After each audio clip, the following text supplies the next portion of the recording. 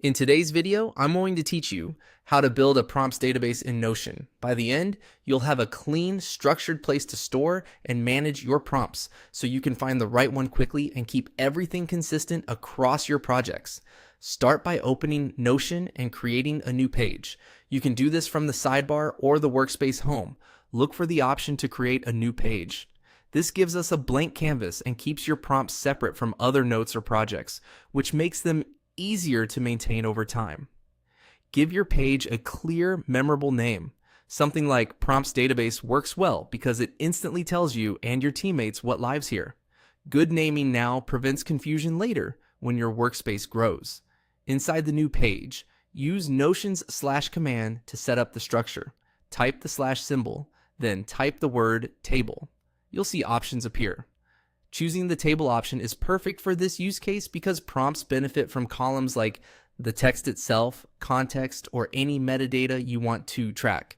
Make sure you're viewing it as a table. If Notion presents multiple view options, select the table view. It's the most straightforward way to see rows of prompts and columns for their details, and it sets a solid foundation for filters, sorts, and other database features you might use later. Next, add properties to the table.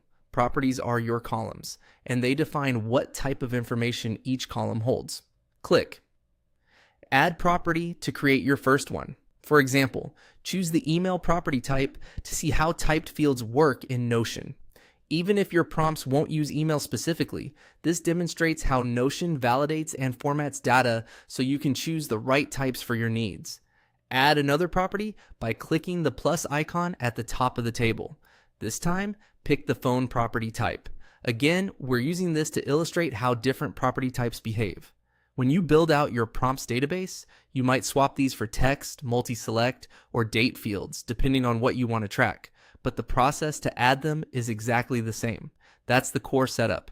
You've created a dedicated page, inserted a table, switched to the table view, and added multiple properties so your database can hold structured information.